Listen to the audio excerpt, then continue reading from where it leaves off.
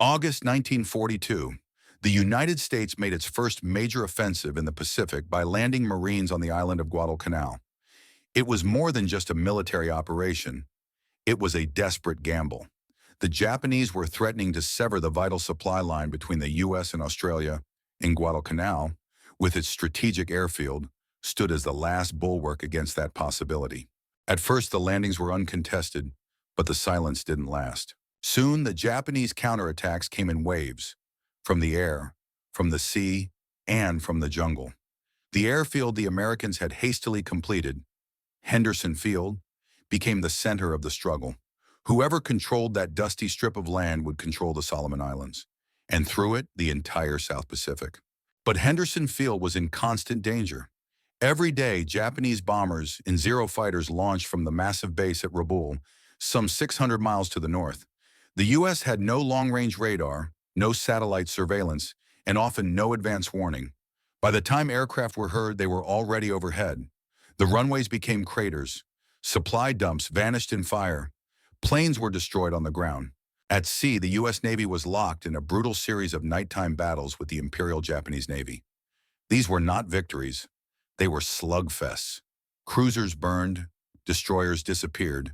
The famous Tokyo Express, fast Japanese destroyers ferrying troops and supplies, ran almost nightly. Meanwhile, the Marines on the ground were often cut off, hungry, and exhausted. The entire American presence on Guadalcanal hung by a thread. But unknown to most, scattered across the jungles, mountains, and coastlines of the Solomon Islands, a secret weapon was already at work. One that didn't wear a uniform, didn't carry a rifle, and rarely fired a shot. Hidden in caves, under palm fronds, or perched on remote ridges, they watched. And they listened. They were the Coastwatchers. Mostly former planters, missionaries, or civil servants, these men had refused to evacuate when the Japanese invaded the islands. Instead, they chose to stay behind enemy lines. With them were native islanders, loyal, brave, and indispensable, who helped them survive in terrain the enemy never fully understood. And with them was one lifeline, a hand-cranked radio transmitter nicknamed Ferdinand. With that clunky machine, they reported everything. Enemy ships, airfields, and most importantly, aircraft movements. Because from Rabaul to Guadalcanal, it took Japanese bombers 2 hours to arrive. 2 hours between takeoff and destruction. If someone could see them take off and report it, then perhaps, just perhaps, Henderson Field could be warned in time. This is the story of those who saw first, of those who gave the warning, of those who, without firing a single bullet, helped win the battle for Guadalcanal and turned the tide of the Pacific War. They weren't soldiers. They didn't carry medals, wear uniforms, or march in parades. But these men, scattered across jungle-covered islands deep in enemy territory, were among the most vital assets of the Allied war effort in the Pacific. They were the Coastwatchers, and in the summer and fall of 1942, they became the silent sentinels of the South Pacific. Most of them were civilians before the war, planters, missionaries, district officers. They had lived for years, and sometimes decades, on islands like Bougainville, New Georgia, and Santa Isabel. They knew the terrain, the tides, the native languages, and the habits of the land better than any army ever could. When the Japanese overran these islands, most Westerners were ordered to evacuate, but some refused. Instead, they vanished into the bush, taking their radios, their maps, and their courage with them. They went into hiding, not just for days, but for years. From jungle hilltops, limestone caves, and makeshift shelters hidden beneath palm fronds, these men watched the movements of the Japanese war machine. With them were native islanders, trusted local scouts and friends, who became their lifelines, bringing food, relaying messages, scouting trails, and guiding downed Allied airmen to safety. Communication was their lifeblood. Each Coastwatcher station had one bulky, hand-cranked radio set, nicknamed Ferdinand, after the children's book character Ferdinand the Bull, who preferred smelling flowers to fighting. The name was intentional. Coastwatchers were told, like Ferdinand, you are to sit and observe, do not engage the enemy. But observation in this case was lethal. Every day they scanned the skies and seas. When Japanese ships moved or planes took off from Rabaul, the Coastwatchers would send coded messages, short bursts of Morse code, back to Allied command. Then they would go silent, sometimes for days, hoping not to be triangulated and hunted down. Their job was thankless, lonely, and dangerous. They lived with constant fear: malaria, dysentery, jungle rot, or worse, discovery by the enemy. Japanese patrols scoured the islands, looking for the telltale signs of hidden observers. If captured, coastwatchers could expect no mercy. They would be tortured, executed, sometimes beheaded on the spot. But they stayed, because they knew their eyes and radios were saving lives. Every alert they sent bought time. For Henderson Field, for the Cactus Air Force, for the exhausted Marines trying to hold their crumbling perimeter. Their information warned of air raids, naval convoys, and sneak landings. Sometimes they even directed naval gunfire or airstrikes from behind enemy lines. They were the ghosts the Japanese could never quite catch. Invisible, inaudible, but devastating. One Japanese officer reportedly said, "There is a man hiding in the bush somewhere who sees everything we do. When we find him, we will kill him." But they rarely found him. The coastwatchers were already gone, back into the trees, back into the shadows, watching, waiting, ready to send the next message. From Rabaul to Guadalcanal, it took Japanese bombers 2 hours to arrive. 2 hours between liftoff and devastation. 2 hours for the defenders at Henderson Field to prepare or perish. And in those 2 hours, everything depended on a voice crackling from the jungle. The Japanese strikes weren't subtle. Dozens of Mitsubishi G4M Betty bombers, escorted by nimble Zero fighters, would rise from the tarmac at Rabaul's massive airfields in tight formations. Their destination was always the same: Guadalcanal. Their mission: to crater the airfield, destroy the fuel dumps, and break the will of the defenders. But there was a flaw in the plan. Far below the bombers' flight path, hidden in the steaming jungles and ridgelines of New Britain and Bougainville, the coastwatchers were watching. They had no radar, no computers, only binoculars, a notebook, and a battered Morse key wired to their precious radio. But what they lacked in equipment, they made up for in proximity and nerve. Take Jack Red, stationed on Bougainville. Day after day, he climbed a steep jungle trail to a hidden ridge with a clear view of the skies above Rabaul. His job: spot enemy aircraft the moment they lifted off and calculate their heading. When he saw them, he didn't panic. He didn't run. He calmly tapped out a message: 40 bombers heading southeast. Estimated time over target, 2 hours. That message, relayed through a chain of receiving stations, reached the Cactus Air Force on Guadalcanal, just in time for American fighters to scramble. Those 120 minutes made all the difference. They allowed Effort 4F Wildcats to take off before the bombers arrived. They gave gunners time to man their positions. They saved the airfield again and again. One pilot would later say, "Without those warnings, we'd be caught on the ground. They gave us just enough time to climb, get above the bombers, and strike first." But it wasn't just the bombers. Sometimes the coastwatchers spotted destroyers darting through the night, part of the infamous Tokyo Express supply runs. Sometimes they intercepted landings or small craft slipping along the coast. Each message, short, precise, and often sent under extreme duress, helped deny the Japanese the element of surprise. Of course, this came at a cost. Sending a radio signal meant exposure. Japanese patrols carried direction-finding gear.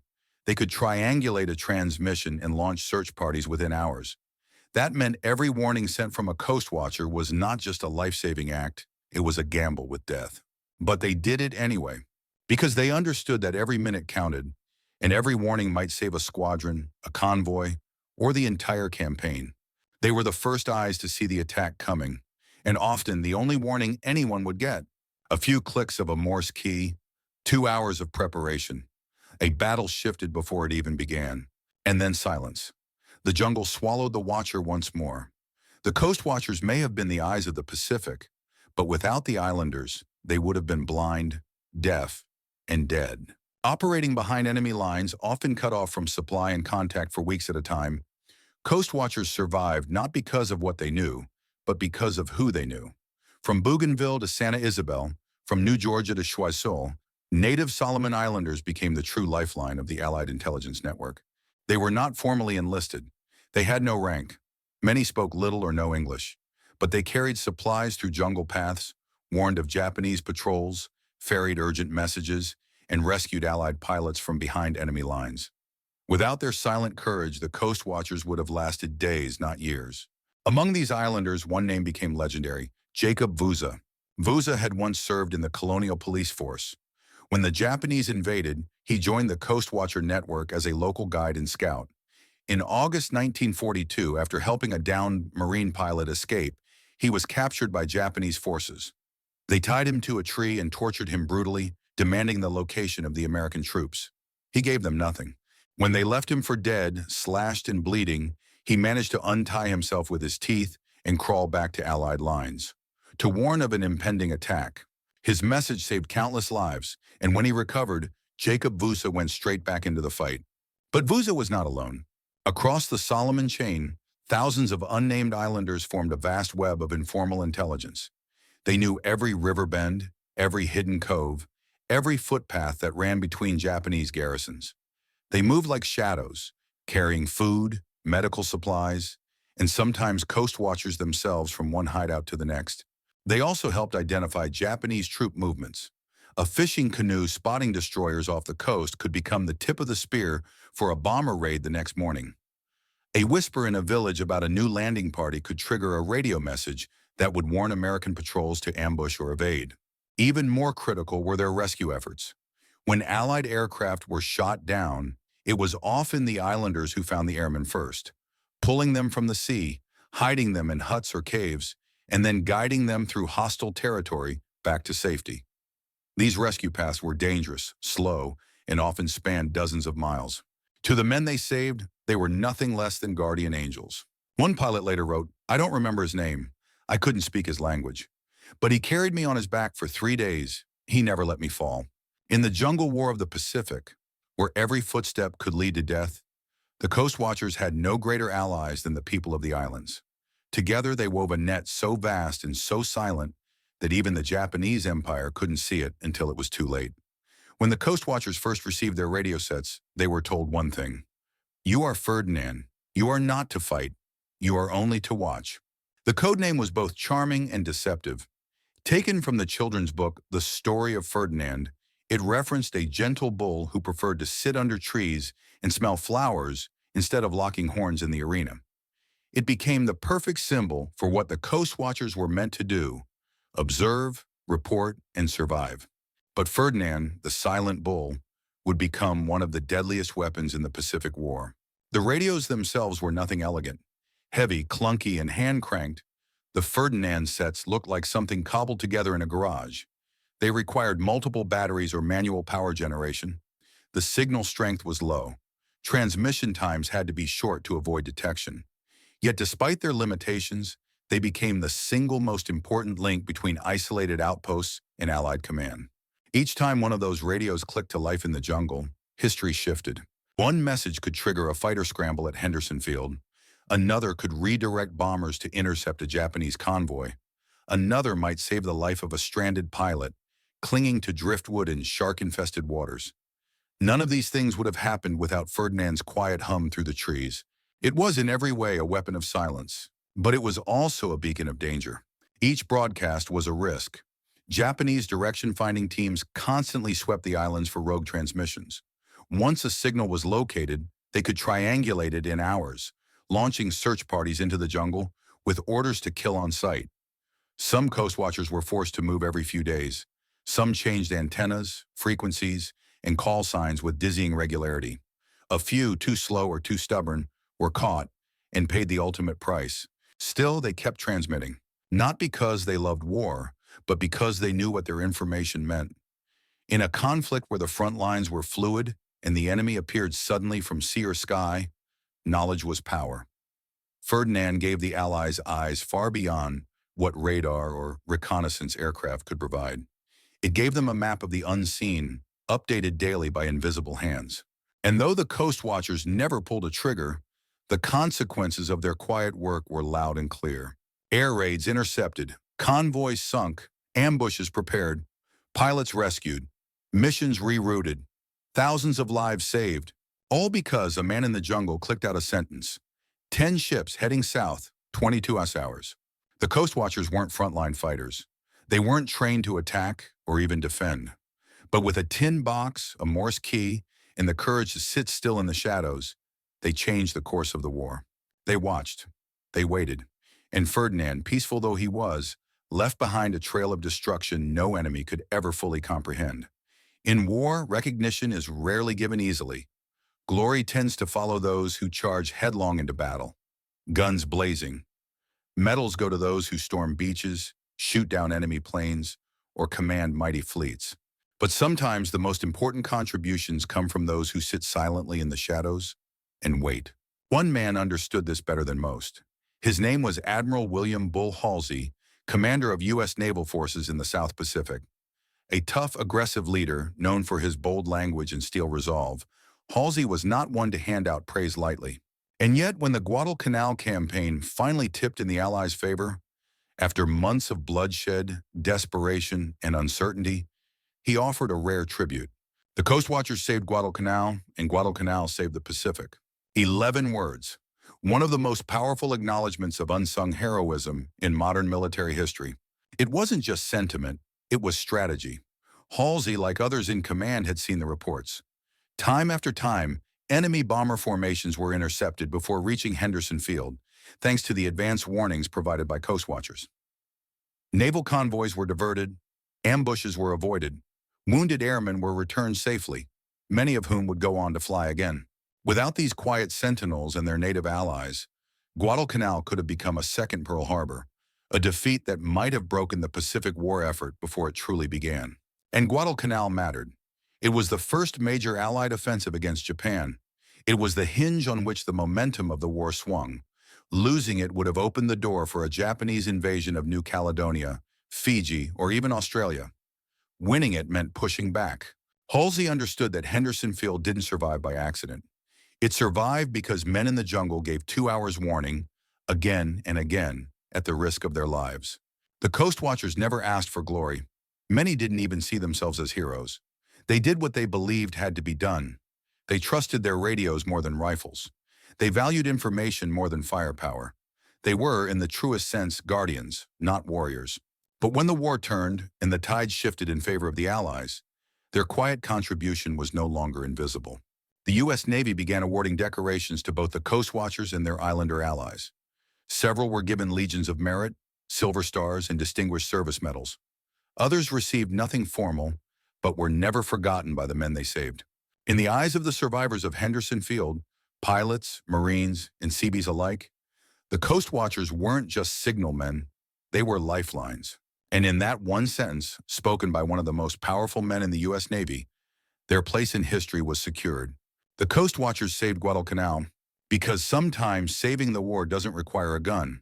Sometimes all it takes is a voice in the dark and the courage to send a signal.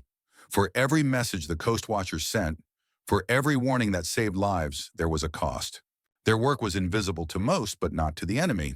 Japanese forces were fully aware that something, or someone, was helping the Allies see through the fog of war. Bombers were being intercepted too early. Ambushes were failing. Landings were no longer a surprise.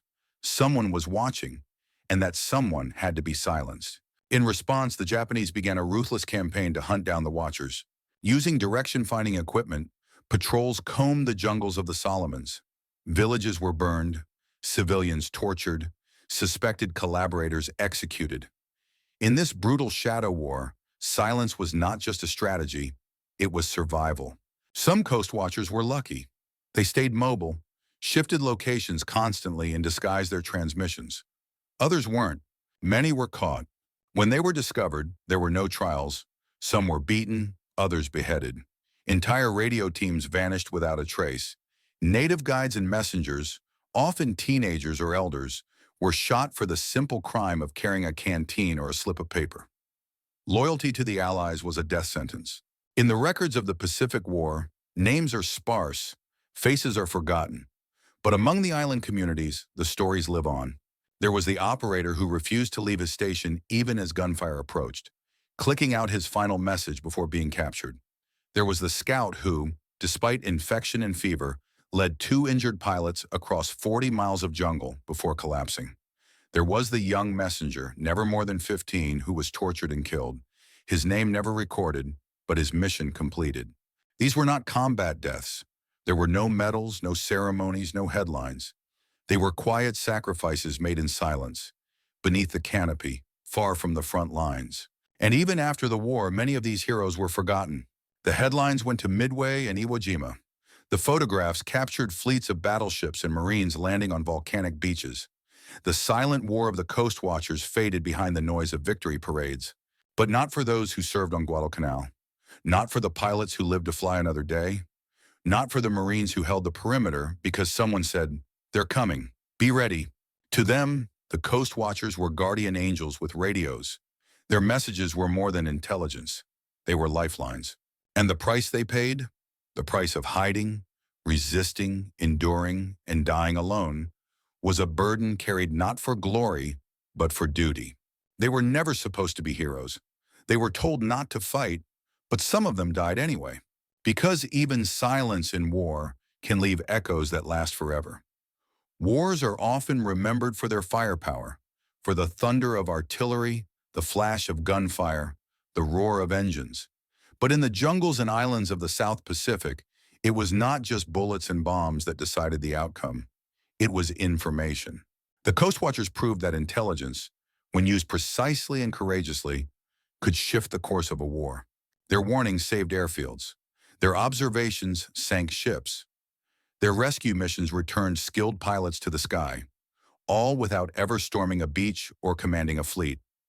They showed that a war could be won not just through brute strength, but through watchfulness, communication, and trust. Their legacy lived on far beyond Guadalcanal. In the post-war years, militaries around the world began to rethink how they viewed intelligence.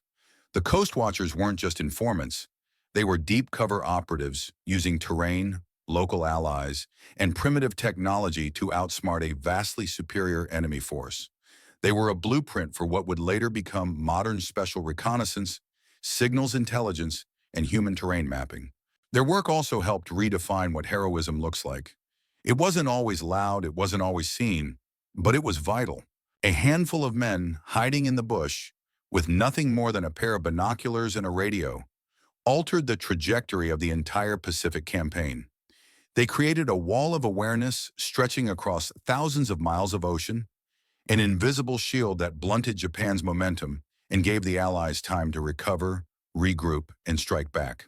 And the islanders who stood with them, guiding, guarding, and giving everything they had, became a symbol of silent, unshakable resistance. To this day, in Solomon Islands villages and among the families of the rescued, stories of the Coastwatchers are told not as tales of espionage, but as acts of loyalty and moral duty. In Australia and New Zealand, their service is now recognized with memorials and commendations. Some have even been posthumously honored decades later, as their once classified stories finally came to light. But perhaps their greatest legacy is this. In a war that devoured men by the thousands, a few dozen watchers placed in the right place, with the right tools, saved tens of thousands. They didn't need weapons. They needed will. They needed silence. And they needed the courage to act while hidden in the jungle, utterly alone, except for the enemy nearby and the allies far away depending on them. The Coastwatchers remind us that not all wars are won with noise. Some are won in quiet, with steady hands, calm voices, and unwavering eyes. They were the silent sentinels of the Pacific, and their signal still echoes, through the airwaves, through history, and through every act of courage made in the name of watching, not for glory but for peace.